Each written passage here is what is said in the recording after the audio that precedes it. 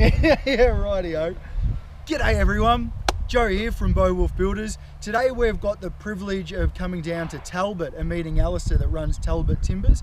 He's going to run through with us all the different types of materials or trees that he gets to mill up and create into flooring, decking, cladding, furniture, timber, and all that kind of stuff. G'day Alistair. Hang on, Joe. Thanks heaps for having us down, mate. I really appreciate it. Yep, we're in a sugar gum plantation, right. And these trees are, with the yellow paint on it, is selected for harvest, so we can fall that tree. And this tree is a regrowth tree, so underneath the bulge at the bottom would be an old stump from another tree. Rightio. If it was a habitat tree, it would have H painted on it. Yeah, rightio. Yeah. Okay. I'm just looking at the size of this. How old would this tree be? It's probably around 70 years old. Yeah, okay. Like all right. Yeah, and the growth of the tree will depend obviously on the environment, the droughts that we go through, fire comes through. Yep. You were just showing me before about a clump of trees. So the more clumps that we have, or a thinning area where you go through and you thin it all out, those trees have a much better chance of growing bigger, faster. Yep, that's right. And the quality of the timber as well, better? Yes, that's right. Okay. Yeah.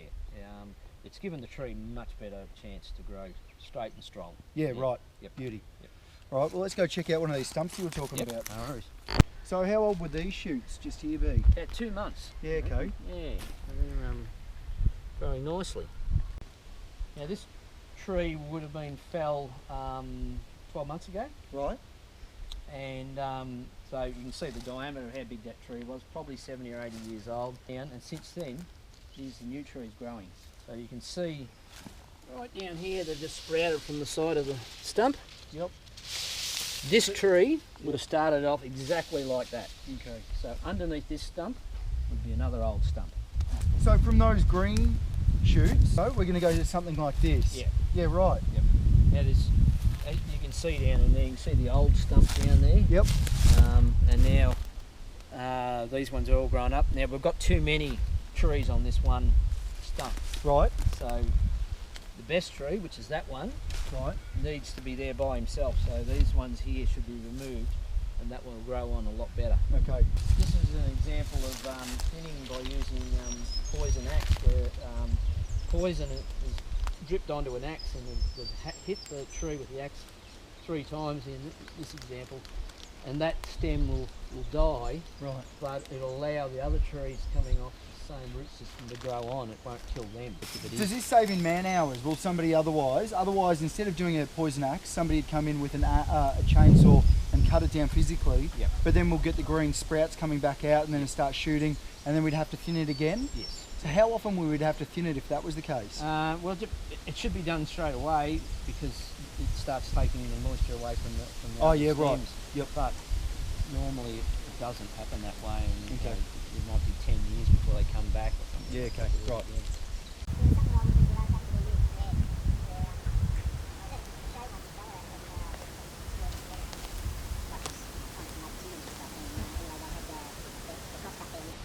Oh, g'day. We're just saying that this is about 130, 140 years old. Yep. It would have been grown in around about between 1870 to 1890. We were just looking at the size of it. Look at her. Goes all the way up. So if this had a hollow for wilderness, we wouldn't touch it at all. No, that's right. Yeah. We wouldn't touch it anyway from the looks of things. Everybody's kind of just gone around it for a while. Yeah. This is a parquetry tile made of ironbark. I'm just showing an example of the redwood here is your heartwood, that's your good wood, and this is the sapwood. Okay. So imagine that this cut out of the log, the tree must have been odd shaped. So the sapwoods come out a bit and we've cut right through the sapwood and the hardwood. Right. And it just shows the different colour. That's not as hard or as durable as that heartwood. Yeah, okay. So you can actually run a fringer joint just through that. So what do? Do they have a press machine or something that comes through there? What they do is they'll cut the fingers in the end. There might be 4 or 5 fingers. Yep. Now on both ends, and then and just slips bit together. Of glue, and then away you go. No Push them worries. together. Look at the slab. Where'd you get that? What's that from? That's ironbark. That is ironbark.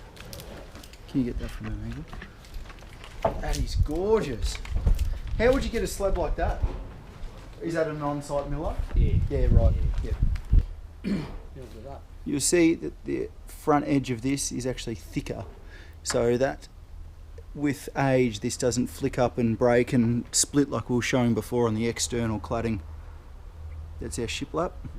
That's our decking. Decking in grey box and Grey white box. iron bark. Those two. Sugar gum. Oh, sugar gum looks gorgeous. Look at how white that is. A bit too dusty, really. Just a red iron bark. Yeah. That'd make a beautiful deck. Yeah. Over here you can see the shiplap cladding on the wall. As we move up the wall, you can see it change colours up to the top. This whole wall here has actually been oiled. The top section here hasn't had any sun. You can see it changes colour as we go down. Back you can see all the colours changing from the dark to the light. If you come around the side where it hasn't been oiled at all, you can see all of this completely greyed off, and with the heat of the sun you can see these chips here where it softens the timber and weakens it in certain sections. That's why it's so important. Here's just a good example of they've done a halving joint or a 45 on that, on these mitered ends. So what happens is the water comes down and keeps going down. Otherwise, if it's a flat cut, the water will sit on those joints. So this has been joined exceptionally well all the way through here.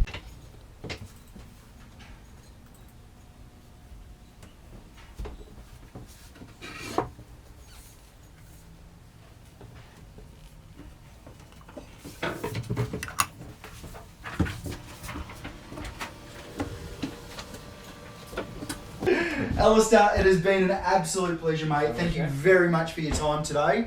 If you need any help with any timber, such as your decking, your parquetry, your cladding, etc., Talbot Timbers, the man to speak to is Alistair. Thank you very much for watching, everybody, and stay tuned for some more helpful handy hints from Beowulf Builders.